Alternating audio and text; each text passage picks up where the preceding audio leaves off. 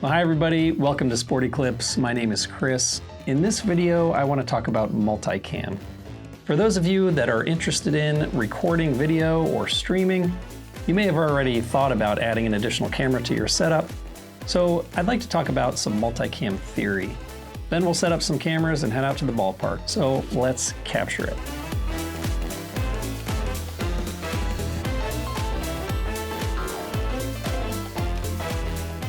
Well, again, my name is Chris, and I'd like to thank you for joining me here at Sporty-Clips. If you are new to recording video at sporting events and game streaming, welcome. I think you're really going to love it.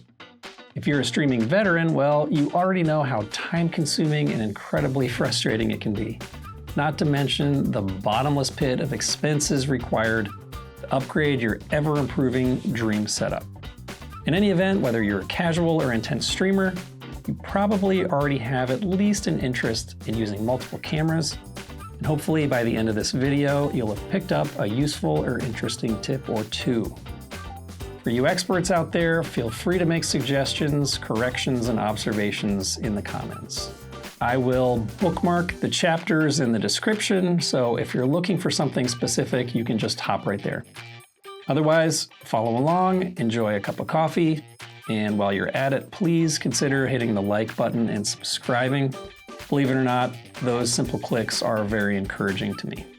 Now, the same concepts would apply at other venues as well, whether it's a different sport, concert, a church, or setting up a live stream in your home. And while I have a separate video dedicated to discussing my streaming setup in detail, this video is specifically centered on Multicam, which is useful for both live streaming and post-production highlights using the footage recorded during the stream. While streaming and recording are distinct, there's certainly a lot of overlap because if your image and audio are good enough for streaming, they'll probably work well for highlight videos too. I would suggest streaming is generally more challenging than just recording because streaming requires the consistent, healthy upload of your live video and audio feed to the streaming servers. Let's take Game Changer, for example, so that your viewers can enjoy quality video in real time. Remember this #1 rule of streaming. Your stream will never be better than your upload. As many of us know, getting a good cell signal on the road can be one of the most difficult challenges out there. Likewise, if you're adding additional cameras into the mix, you're going to need a reliable way for all your devices to communicate smoothly in real time. Now, all of a sudden, we're talking about using hotspots, Wi-Fi routers, maybe even additional devices dedicated to managing all the various inputs. And all these devices need to be charged and kept cool. It's more stuff to keep clean and not forget when you leave the ballpark. It's also more important now to keep an eye on your stream to make sure everything is running smoothly. All that to say, for the purposes of this Multicam video, we will be discussing both streaming and recording video interchangeably. For now, we're focusing on using multiple cameras through a Multicam app. Now, what are some of the reasons to use multiple cameras? #1, interest. An additional angle simply adds value to your live stream. You're elevating yourself from the typical streamer with just one wide-angle view behind home plate, which is arguably the most useful and standard position for a camera at a baseball game, to what someone might characterize as either a next-level streamer or super nerd, both connotations I personally enjoy. Other typical angles of view would probably be lateral views of the batter and catcher, views of the first and/or third base and the infield, and depending on the complexity of your setup, better zoomed-in views of the outfield or over the pitcher's shoulder. Additional angles are simply more entertaining. Reason #2 is redundancy. You never know what is about to happen, so having multiple cameras helps ensure you get it right. Here's an example. Let's say the sun is setting and the image from the camera fixed behind home plate, which looked great 30 minutes ago, is now almost too dark to see. Meanwhile, the other camera you have oriented in the opposite direction is crystal clear. What if one camera gets knocked off the fence, or overheats, or disconnects, or the battery dies? You certainly don't want to miss a key play because your main camera failed. Reason #3 is post-production. Additional angles are useful for making highlight videos. Regardless of what your game streaming audience is seeing on their screen, As long as each camera has a memory card, it can record its own video and usually audio too. When you're making highlight videos, more footage is better, and hopefully one camera captured a really good shot of the action. Reason number 4 is audio. This is an often overlooked but exceptional reason to use Multicam. Each camera adds an additional audio source so you can choose which parts of the ballpark you want the viewers to hear. Coaches and parents might want privacy. Typically, you'll try to avoid listening to fans from the opposing team. You might need to adjust audio when random chatty spectators occupy a spot right below one of your cameras. You can even add a standalone microphone into your Multicam setup without a camera. If, for example, you want to add play-by-play to your stream without having to stand next to a camera. And although many streaming cameras, in my experience, have wonderful microphone arrays, I prefer to use a mini shotgun mic in order to minimize background noise. If you're using a 3D printed sunshade, such as this one, to keep your camera out of the hot sun, it probably has a cold shoe mounting point for your mic. And since your camera is going to be oriented toward the action anyway, so will the shotgun mic. Regarding audio, I do have one recommendation and one word of caution. My recommendation is that if you're using multiple cameras, you should be deliberate about which microphones you want to include in your audio mix. While the camera behind home plate is generally safe to broadcast, cameras near the dugout or bleachers might make coaches or spectators a little uncomfortable. Until, of course, you reassure them that the mics are muted. Now here's my word of caution. Although video is recorded to the memory inside your camera or phone, regardless of which view is being displayed during your stream, the audio is typically only recorded to that device if that particular audio is being broadcast during the stream. So let's say, for example, you've muted the microphone on your dugout camera because the coach doesn't want people to hear what he or she is saying during the game. You won't have that audio recorded anywhere for post-production. If you've muted the camera near first base for the privacy of folks in the stands, you might miss a really entertaining conversation between the first baseman and the base runner. To solve this, you could just record to that device but not include it in the stream. Either way, just something to keep in mind. Reason number 5, one of my favorites, is picture-in-picture. Now, if you're as old as I am, you might remember when PIP was first introduced to the home television. It was really neat to have 2 separate programs displayed at the same time. Now in baseball, there happens to be some dead space at the bottom of the image to the left and right of home plate. Now these are perfect for picture-in-picture. And here's another tip. While you can swipe between views during the game, far too often I've become immersed in actually watching the game instead of my Multicam app and forgotten to keep an eye on which camera is providing the view of the live stream. So people at home, as appreciative as they are, end up watching left field for 5 minutes instead of the baseball game. Usually somebody kindly lets me know and then I'll change the view, but to solve this, what I've done is generally just leave a static view of the behind the home plate image with picture-in-picture on each side, so no matter what happens, you're always going to get that view. As we'll look at later, this is something you can always change before and during your stream. All right, reason number 6 is game analysis. Different views can be used to look at the batter's swing, pitching mechanics. Certain scenarios can be used to show the team what they did well or how they can improve. I even had an umpire who noticed we had multiple cameras. He asked the coach later for the footage so he could review his umpiring style. He was aspiring to be an ump in the pros. Reason number 7 is footage review. My first job ever was Little League umpire, and it was easily the hardest job I've ever had.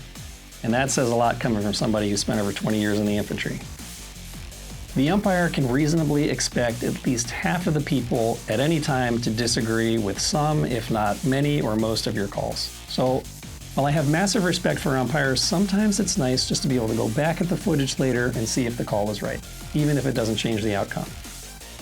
Have you ever left a game shaking your head because the umpire made the wrong call? Well, now we can find out for sure.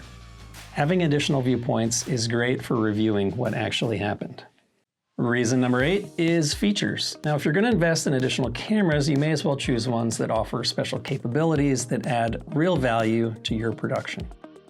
In addition to recording at higher resolutions, some cameras offer optical zoom, which lets you not only get a crystal clear zoom-in view, but also adjust from wide angle to close-up shots as the game is ongoing. Here are a couple examples. The Logitech Mevo Core lets you choose your own lens for its micro 4/3 sensor. And you can select from a wide variety of options, from ones with a wide-angle lens to ones that zoom in really nicely. Meanwhile, the Nearstream VM46 has its own built-in lens, so you can't choose your own, but it still provides a 10 times optical zoom, which maintains the resolution of the image as opposed to digitally cropping like you'd have to with a Mevo Start. And the further you zoom in, the worse the image gets. But with the Nearstream, you don't need to purchase any additional lenses or worry as much about dust and dirt getting on the sensor. There are many other cameras out there to choose from. The point is, with more cams comes more options and more capability. Finally, reason number 9, it's fun. The entire process and getting multiple video and audio sources to work the way you want is really enjoyable. Now, what are some of the reasons not to venture into multicam territory? It can be time-consuming and stressful and expensive. The more you get into this adventure, the more you'll want to try new things. Different ballparks have different setups, so you might need to use a mix of fence mounts, magnetic pole mounts, and tripods. Generally, if you're running multicam, you need another dedicated device to run the app, which means you can't use it as your streaming camera to keep score, or take pictures, or answer calls or text messages. And each new device requires power to run, so you'll be charging lots of devices and batteries. These are electronic devices you're exposing to sun and dust and foul balls. It starts raining, you might need to scramble to take everything down. Extra gear quickly becomes cumbersome to carry around, not just loading into and out of a car, but if you're at a tournament, you might need to scramble to move your equipment in between games. Usually you have limited time to set up and tear down. Some coaches may not feel comfortable with a camera near the dugout. I've been approached by umpires who don't like to have cameras behind home plate.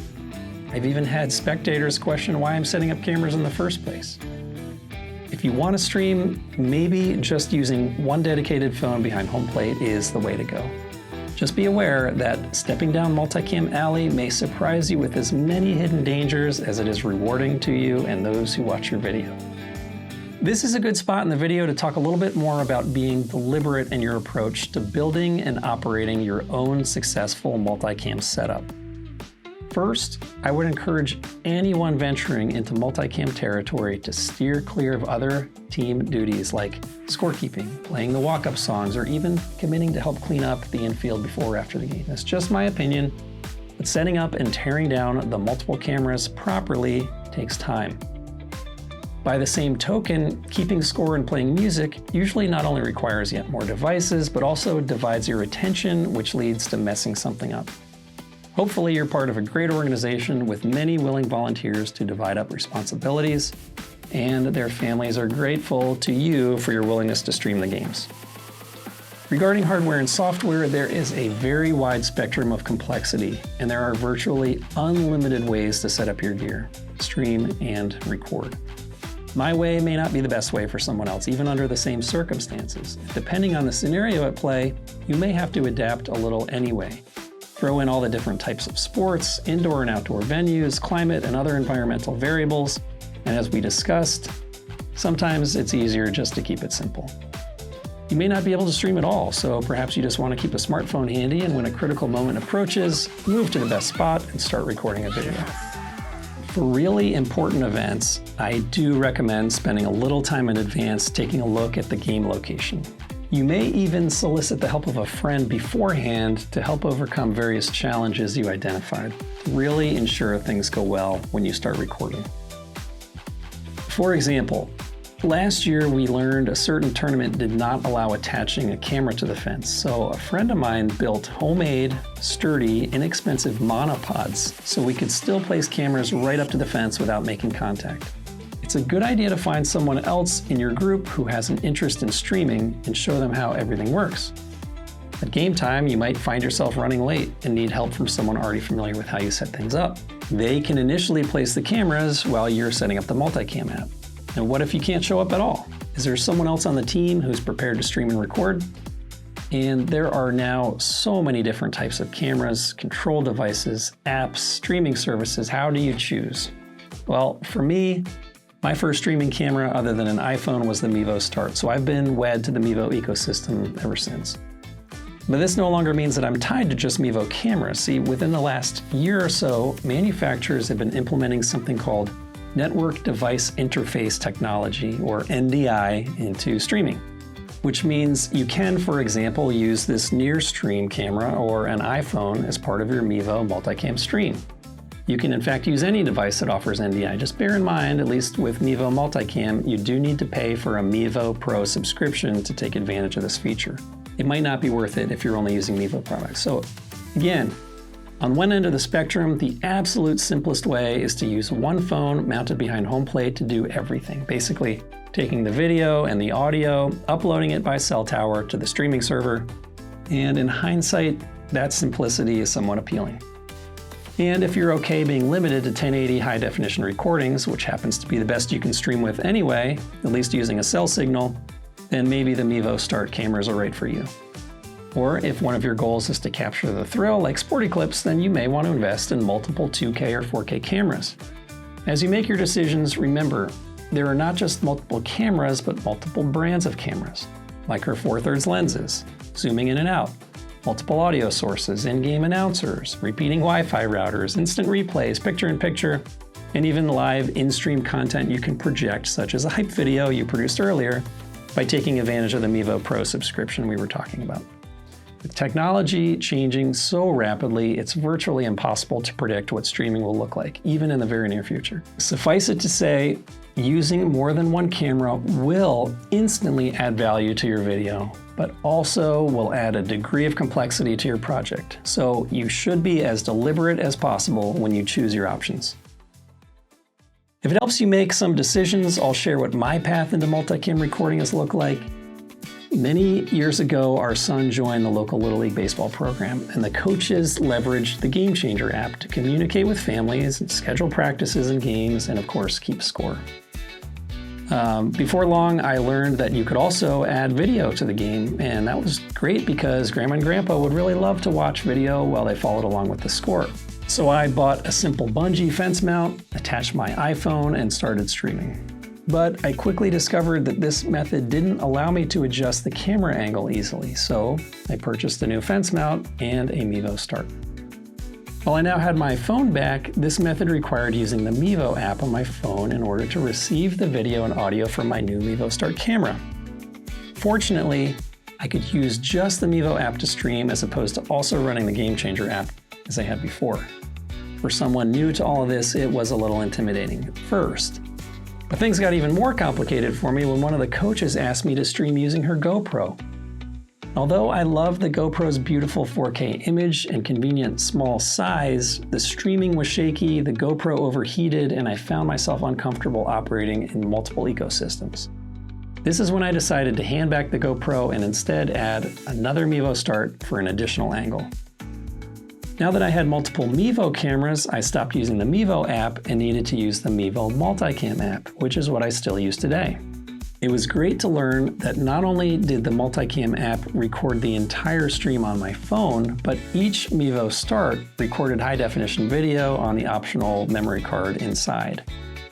With this footage, I started making little highlight videos and quickly discovered other parents enjoyed them as much as I did. But fondly reminiscing of the GoPro's amazing 4K video, I was really excited when Logitech introduced the Mevo Core 4K camera. Well, I figured the ability to choose my own zoom lens, record in 4K, and continue to enjoy Mevo Multicam ecosystem was worth the steep price for the camera and additional micro four thirds lenses. Now, almost a year later, I can add NDI-capable cameras into the Multicam app. The fact that the battery in one of my Mevo Starts is failing to the point where it doesn't keep a charge even when it's plugged in gave me an excuse to invest in this Nearstream VM46 4K camera, which I suspect will work beautifully either to zoom in and capture the outfield or provide an over-the-pitcher shoulder view of home plate. When I set up the Nearstream initially, I was a little disappointed to learn that while the camera can record in 4K, if you're using NDI, which I will when I'm streaming, you're limited to 1080 quality recordings, which is not great for making high quality post-production videos. Fortunately, the friendly folks from Nearstream have assured me that they will soon release an update that does allow recording in 4K simultaneous to streaming via NDI. We shall see. As I mentioned in a recent video, I'm also beginning a journey as a videographer. So I'm going to start learning to use a couple Canon cameras and gimbals and other equipment as an aspiration to make professional grade photos and videos. But enough about me. Let's turn on these cameras and walk through setting them up in the Mevo Multicam app, and after that we'll head out to the ballpark. All right, so we're going to set up 3 cameras from factory reset to the Mevo Multicam app. I've got them charged hopefully well enough to get through this initial process. I would recommend you do follow manufacturer's recommendations. This is just going to be a quick run through, but hopefully enough to get you up and running.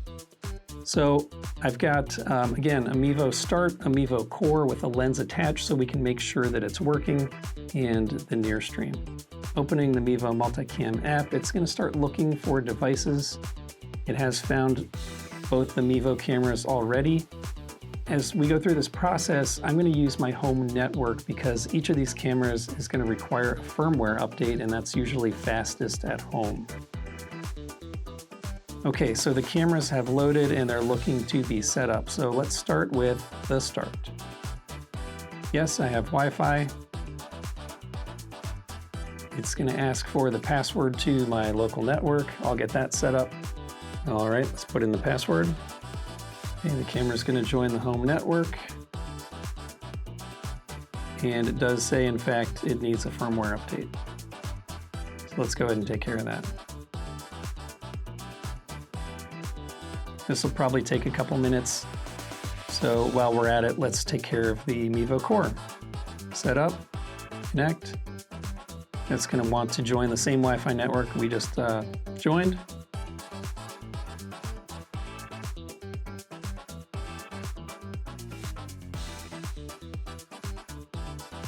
All right, so we'll be back in about a minute once the firmware is updated.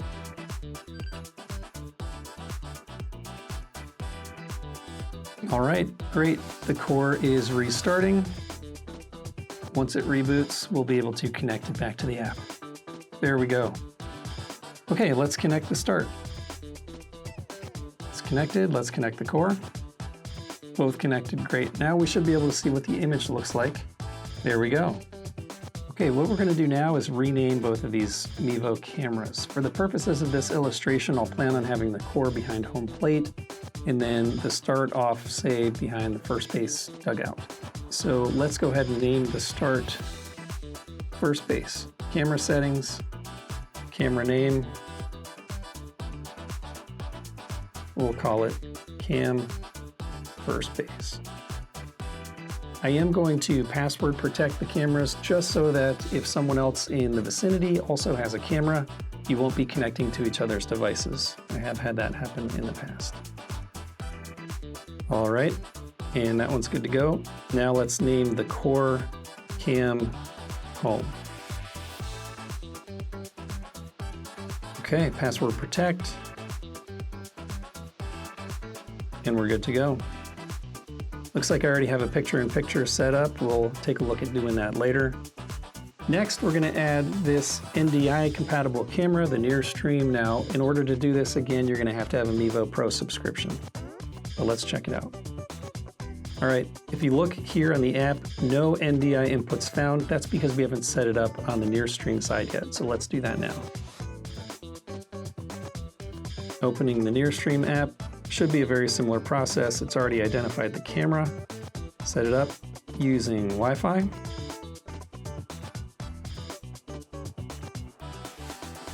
Connecting to my home network. All right, it worked.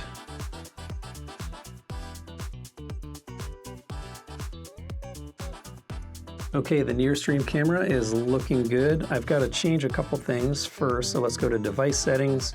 I am going to password protect it as well. And then I have to turn off wired webcam mode in order to get NDI functions to work. So let's turn that off. Now we'll turn on NDI. Hit OK. And we should be good. So now let's go back to the Mevo Multicam app. And there it is. Let's connect the camera. Excellent. Well, we're pretty much done. We have all 3 cameras successfully providing input to the Mevo Multicam app. At this point, all we have to do is head out to the ballpark, set them up, and make sure that they're looking the way we want. So let's do it. Okay, and just like that, we're here at the ballpark. I've got a Mevo Start with a sunshade and a shotgun mic, and the Mevo Core here, both on magnetic pole mounts, which I absolutely love. I do have a dummy cord on the Core recommendation that I think is a really good one. All right, so let's get these mounted on the fence, and then we'll hone in from there.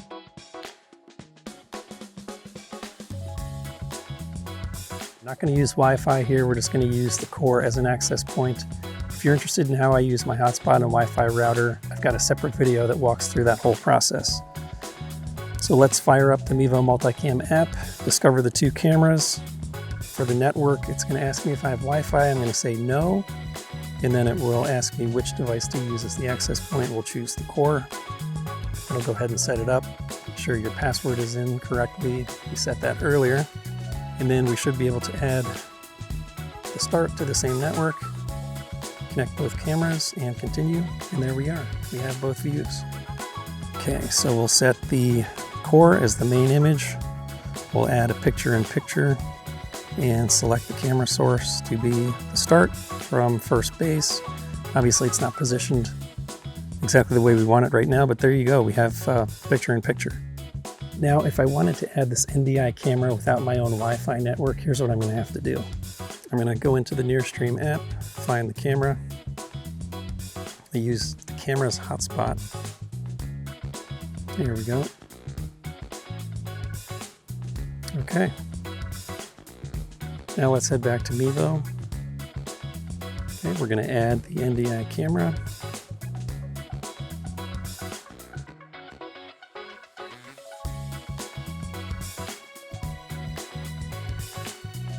There it is. Now let's add our 2 Mevo cameras.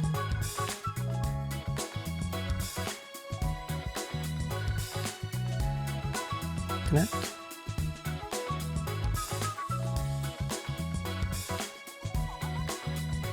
There we go, all 3 cameras. And a camera source. We'll make this picture-in-picture the Nearstream. And there we have it. All 3 cameras picture-in-picture, ready to stream or record. Well, that went by quickly, but congratulations, you have completed Multicam 101. I hope you enjoyed the video, and we'll see you in the next one.